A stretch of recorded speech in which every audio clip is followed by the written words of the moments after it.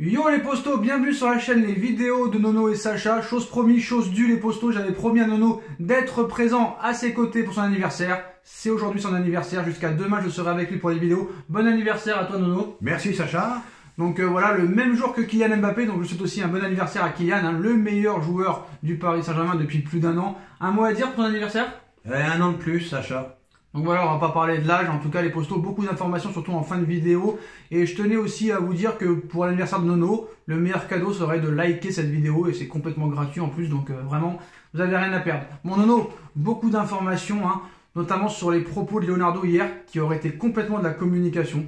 Ça va faire un petit peu parler dans la presse, mais on va en reparler en fin de vidéo. Grosse information aussi sur une potentielle arrivée de Zidane, peut-être le dernier match de Pochettino, mais avant d'évoquer le mercato hivernal, le feuilleton Pochettino-Zidane, Nono, honnêtement pour toi, mercredi, dernier match de la saison contre Lorient, enfin dernier match de la mi-saison contre Lorient, des phases allées. Honnêtement pour toi, est-ce que ce sera le dernier match sur le banc du Paris Saint-Germain pour Pochettino? Et Lorient, ça peut être le dernier match, qui plus est s'il venait à perdre. Vu toutes les rumeurs qui courent en ce moment, je crois de plus en plus en l'arrivée de Zidane. Alors je ne sais pas s'il y aura une arrivée de Zidane, réponse peut-être en fin de vidéo sur plusieurs informations. Mais pourquoi tu nous laisses penser que peut-être ce serait le dernier match de Pochettino? Parce que ça me fait penser à la saison dernière. Tourelle, on ne s'y attendait pas. Et pareil, ils l'ont viré comme ça du jour au lendemain. Avec Paris, tout est possible. Ils l'ont viré le lendemain en plus d'une victoire 4-0 contre Strasbourg. Donc pas de pitié. Et on se rappelle que Tourelle avait fini premier de sa poule en Ligue des Champions, contrairement à Pochettino. Et qu'il était seulement à 1 point du premier de l'époque, Lille. Je pense en plus qu'ils ne sont pas satisfaits du jeu proposé par Pochettino. Ils ont quand même une image de marque, donc le jeu proposé ne leur convient pas. Et je commence à changer d'avis. Je crois de plus en plus à une arrivée de Zidane. Donc hier, tout le monde nous expliquait, voilà, Leonardo a dit ça, donc Zidane ne viendra pas. Zidane au PSG, c'est une possibilité à l'heure où on parle. Zidane n'a jamais démenti cette information. On a vu en plus de ça, il y a quelques jours, une interview de Deschamps qui disait qu'il pouvait encore être sélectionneur pendant très longtemps. Et le problème, c'est que quand Leonardo dit quelque chose, t'es sûr que c'est le contraire qu'il faut penser. Alors, on en parlera en fin de vidéo, Nono. Maintenant, ce qui approche le plus, bon, on verra après le match de Lorient qu'est-ce qui va se passer, mais voilà, en fin de vidéo, on aura beaucoup plus d'informations, donc restez jusqu'à la fin. Nono, sur le mercato d'hiver, on va parler de Mauro Icardi. Donc Mauro Icardi, hier, j'ai vu ses limites. Alors certes, il a marqué sur penalty, mais combien d'occasions ratées? Honnêtement, il a mangé la feuille de match. Hier, il peut sortir avec un triplé, avec un quadruplé, excusez-moi. Mbappé lui a donné des offrandes pas possibles. Pareil pour Mbimbe, pareil pour Simons.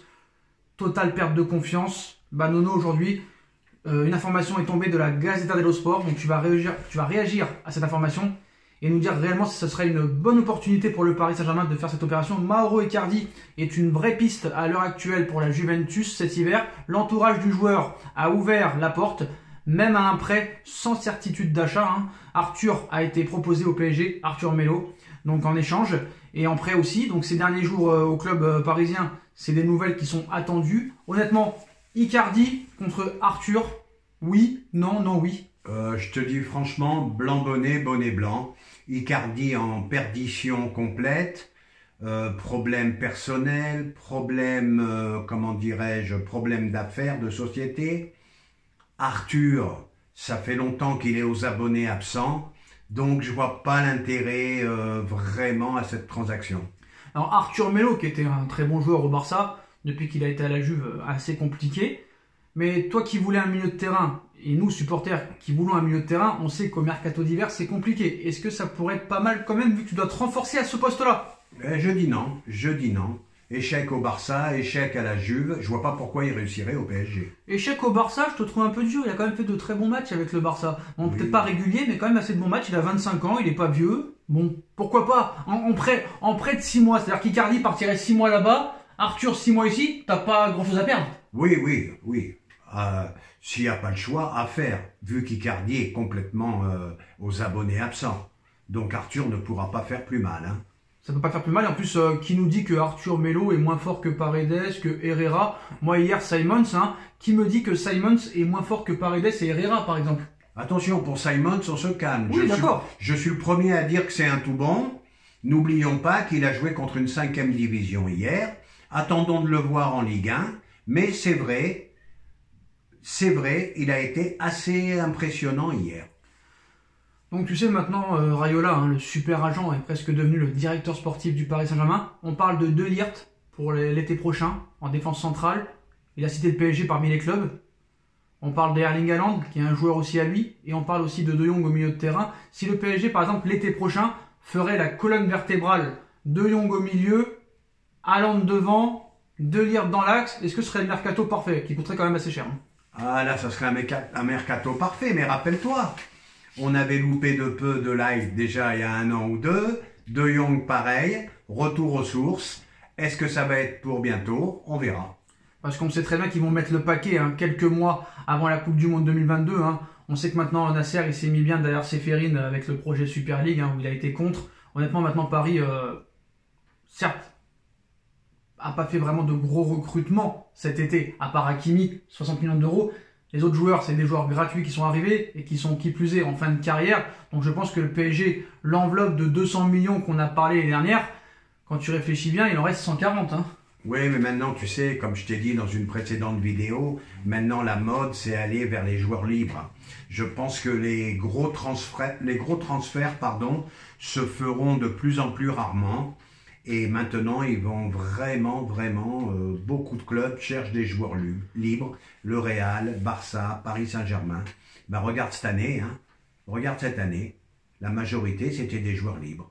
D'ailleurs, j'aurais une question sur Leonardo, tu me répondras. Alors maintenant, le dossier Kylian Mbappé. Bon, pour l'instant, il n'y a pas de réelle avancée. Il faudra peut-être lui proposer le meilleur salaire du club. D'ailleurs, ça a déjà été fait apparemment. Peut-être changer de coach aussi. Mais s'il part, il faudra un remplaçant. Si Icardi s'en va, il faudra aussi un remplaçant. Et on parle de beaucoup de joueurs aujourd'hui, à commencer par Marcus Rashford, qui est peut-être cité comme éventuel remplaçant de Kylian Mbappé. Donc le PSG serait intéressé par Marcus Rashford de Manchester United, si les planètes s'alignent, hein, bien sûr.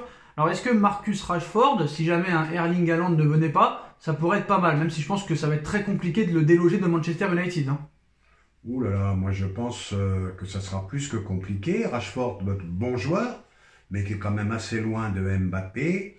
Donc moi je dis qu'il faut se concentrer. Il faut se concentrer absolument sur Haaland et attendre début de saison prochaine. Alors le PSG discuterait avec les agents de Rashford, hein, désireux de changer d'air l'été prochain. Marcus Rashford pourrait être une option intéressante pour la succession de Kylian Mbappé au Paris Saint-Germain. Aujourd'hui, lundi, le journaliste espagnol Manuel Sanchez Gomez a révélé que le Paris Saint-Germain est déterminé à tout pour recruter un remplaçant de poids à Kylian Mbappé. On parle de Erling Haaland, mais ce n'est pas vraiment le même poste. Erling Haaland serait plus pour remplacer un Icardi et un Rashford pour venir remplacer Kylian Mbappé l'été prochain. Rashford, c'est un tout bon. Comme moi, je suis persuadé que Kylian partira. Rashford, c'est un tout bon. Tu fais un petit duo Rashford-Haaland, ça pourrait être sympathique. Alors le problème, Nono, c'est que si par exemple tu aurais vendu Mbappé l'été dernier pour 200 millions d'euros, il n'y aurait eu aucun problème à acheter un Haaland à 75 millions et peut-être un Rashford à 100 millions. Et là, que je suis en colère. Excuse-moi, je t'interromps, c'est là que je suis en colère. Voilà, c'est vrai qu'on aurait perdu beaucoup, mais tu récupérais 200 millions et tu reconstruisais ton équipe avec tous les manques que tu avais et c'était préférable. Là, malheureusement, je le dis et je le répète, Mbappé partira au Real et on s'assoit sur 200 boules et il part gratuit. Voilà. Alors Leonardo, étudie le dossier Haaland, Marcus Rashford et aussi, on en a parlé il y a quelques semaines, Nono, Dusan Vlahovic, l'attaquant vedette de la Fiorentina. Leonardo éplucherait aussi le dossier. Attaquant serbe de 21 ans, très grand de taille, très puissant, gros buteur avec la Fiorentina. Le club parisien apprécie le profil de ce grand gaillard offensif d'1m90. Ses déplacements sur le terrain et sa vision du jeu sont autant de qualités qu'il pourrait développer dans ce club. Paris pourrait aussi faire une offre. Alors, Dusan Vlahovic. Alors, je vais être honnête avec toi, je le connais pas trop. D'après ce que j'ai lu, le Barça est dessus. Xavi dit que c'est un phénomène. Alors, pourquoi pas? Xavi a dit que c'est un phénomène. Oui, ils sont dessus. D'accord. Xavi le trouve très très fort. Il l'a dit de ses propres mots. Je l'ai lu sur je sais plus quel site. D'accord. Bon, après, c'est sûr que des attaquants surpuissants comme ça, c'est vrai que ça peut t'aider. On voit que Icardi, au niveau de l'impact physique, réellement, lui, c'était un renard des surfaces. On pensait que c'était peut-être le futur Lewandowski. Il en est très très loin. Robert Lewandowski, ça, c'est un renard des surfaces. Icardi n'est plus l'ombre de lui-même. Ben, je crois qu'Icardi est bon dans son championnat en Italie. Dans d'autres championnats européens, il a montré ses limites. Et puis je te dis, c'est un gars qui a trop de problèmes, sa bonne femme, ses sociétés. Donc il a pas trop la tête au football. L'hygiène de vie. L'hygiène de vie aussi. Et l'hygiène de vie, bien sûr. Alors Nono, on en vient au feuilleton de cet hiver, hein, avant le mercato qui s'ouvrira le 1er janvier. Le feuilleton Pochettino-Zidane. Pochettino out, Zidane arrive. En tout cas, on a entendu Leonardo hier nous dire et affirmer que le Paris Saint-Germain n'a jamais contacté Zinedine Zidane pour remplacer Mauricio Pochettino. On a vu hier que Daniel Riolo lui a répondu brutalement. Dans un long entretien accordé ce week-end à Europe 1, Leonardo a évoqué les rumeurs qui depuis des semaines envoient Zidane sur le banc du Paris Saint-Germain à la place de Mauricio Pochettino, de plus en plus critiqué. Nous n'avons jamais contacté ni Zidane ni aucun autre entraîneur. Avec Thomas Tuchel, avant de parler à Pochettino, nous n'avions pas échangé avec un autre. Nous n'avons jamais contacté Zidane. Alors là, vraiment, il nous prend pour des nouilles. Il est en train de nous expliquer que quand ils ont viré Tuchel, ils n'avaient pas encore parlé avec Pochettino. Oui, rebelote, il nous prend pour des blaireaux.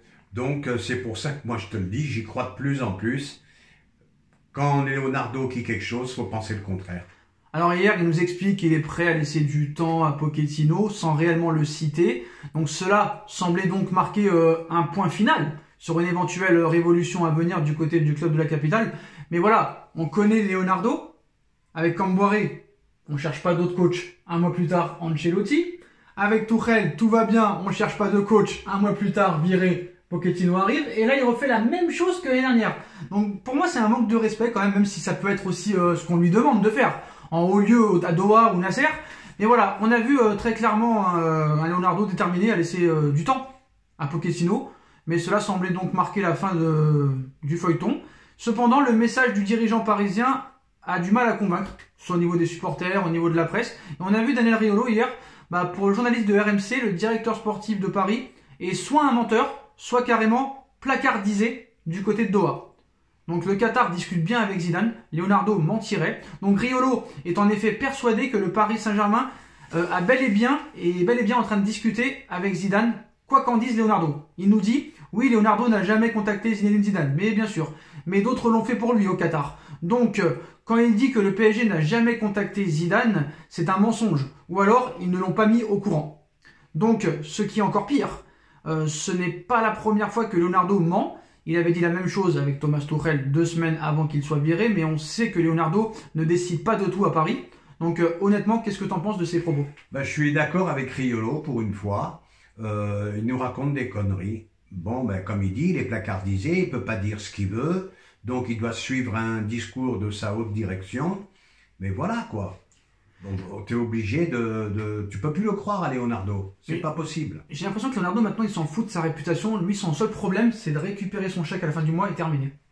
J'irai peut-être pas jusqu'à là, mais c'est sûr et certain qu'il n'a pas les pleins pouvoirs. Et je vais te dire ce qu'il dit là, c'est bien beau. Mais 2 défaites consécutives, imagine, en Ligue 1, ouais. Tu sautes de suite, il lui laissera pas le temps. Donc c'est des conneries. Quoi. Non mais quand tu es un vrai supporter du PSG, quand tu es un vrai connaisseur du football, quand il te dit, moi je sais pas vendre, Neymar c'est exceptionnel même s'il est blessé, il changera pas d'hygiène de vie, on peut parler, ça changera rien, c'est pas grave. Messi, il est impressionnant, il a dit que Messi était impressionnant ces 5 premiers mois. Pas un mot sur Mbappé presque, il est pas au courant sur Mbappé, il dit qu'il y croit, un coup il dit qu'il y croit pas. Honnêtement, est-ce que le PSG ne garde pas Leonardo parce qu'il a de très bonnes relations avec Mino Raiola, ce qui permettrait au PSG de toujours rester collé aux grandes stars? Sacha, ça s'appelle la langue de bois. Et je serais pas surpris que Leonardo saute en même temps que Pochettino. Oui, mais est-ce qu'ils ne gardent pas Leonardo pour continuer à avoir Raiola dans leur poche? Pas du tout. Moi, je pense que oui. Ils ont peur du rien, la direction n'a peur de rien. Moi, je pense que oui. Et ils se sont déjà séparés de Leonardo une fois, ils peuvent s'en séparer une deuxième fois. Et moi, je vais te dire, sur son bilan à Leonardo, j'ai été quand même très très déçu. Surtout au niveau des ventes. D'accord. Et j'ai été très déçu, donc ça serait pas une grosse perte pour le PSG. Et Nono, aussi une info, si jamais Zinedine Zidane venait à venir au Paris Saint-Germain, peut-être que Mbappé pourrait être prolongé, mais si jamais il ne prolonge pas, Icardi pourrait être vendu, Di Maria, on ne sait pas s'il va rester, Neymar, on ne sait pas à quel niveau il va revenir, et on ne sait pas ce que Messi va faire peut-être dans 1 an ou 2, mais en tout cas, en vue de la saison prochaine, Zidane aimerait bien amener au Paris Saint-Germain Karim Benzema. C'est en tout cas l'annonce faite par le journal espagnol AS aujourd'hui. Karim Benzema est en fin de contrat avec le Real Madrid à l'été 2023. Donc cet été 2022, il sera à 1 an de la fin de son contrat. Et on a vu que Florentino Pérez, que tu sois une légende ou non, CR7 ou pas CR7, Ramos ou pas Ramos, Benzema vient d'avoir 34 ans. Est-ce que ce serait possible que Karim Benzema soit vendu à 1 an de la fin de son contrat et qu'il atterrisse au Paris Saint-Germain avec peut-être Zinedine Zidane? Eh ben, selon le recrutement du Real, tu as Vinicius Junior. Si tu as Haaland et Mbappé en plus, dis-moi où ils vont mettre Benzema. Ouais, donc il y a possibilité qu'il préfère jouer sur l'avenir, mais vu que la cote qu'il a et l'affection de Pérez pour lui, je vois pas Benzema partir quand même. Ouais, mais tu nous avais dit que c'est impossible que Haaland et Mbappé jouent dans la même équipe. Oui, mais là je pense que c'est impossible les deux. C'est le futur duel de la prochaine décennie. Voilà, on a eu Ronaldo-Messi, on va avoir Haaland-Mbappé. Non, Pérez était amoureux de Ronaldo, était amoureux de Varane, était amoureux de... Mais oui, mais Ronaldo, Sacha, je m'excuse, je t'interromps, Ronaldo, il est arrivé à un âge avancé. Ah bon? Voilà, bah oui, à 34 ans, tu bâtis pas une équipe sur... bah oui, il avait 34 ans. 33 ans. Ou 33 ans, bah t'es plus sur la fin que... sur le début. Bah Benzema, il est plus sur la fin aussi. Eh bah pareil. Donc il pourrait partir. Bah oui, je suis d'accord avec toi. Parce que Pérez fait pas de cadeau. S'il y a 1 an, il peut récupérer de l'argent à 1 an de la fin de son contrat, il ne le laissera jamais partir libre. C'est que le PSG qui laisse partir des joueurs libres acheter des millions et des millions et des millions d'euros. Ah bah il n'y a que nous pour acheter 80 et laisser partir. Donc est-ce que Benzema au PSG c'est possible avec Mbappé qui prolongerait si Zidane arrive? Non, impossible pour moi. Je m'excuse Sacha, je te fais de la peine, mais Mbappé ne restera pas. Donc, Sacha. Admettons que Zidane arrive, qui lui propose le plus gros salaire du club, comme ça a déjà été fait. Peut-être que Benzema à la fin de contrat, il s'entend bien avec Mbappé, peut-être qu'ils pourraient tous se retrouver au Paris Saint-Germain. Les Zidane, les Mbappé, les Benzema, les Ramos, les Hakimi, etc. Non, Sacha, tu me vois rigoler, je veux pas te contrarier, mais c'est impossible. Impossible. Bon, la vérité d'aujourd'hui n'est pas celle du mois de juin. En tout cas, les postos, dites-moi en commentaire ce que vous en pensez. On like, on partage, on commente, on s'abonne. On souhaite encore un très bon anniversaire à Nono. Et on se retrouve très vite pour une nouvelle vidéo. Tchuss les gars.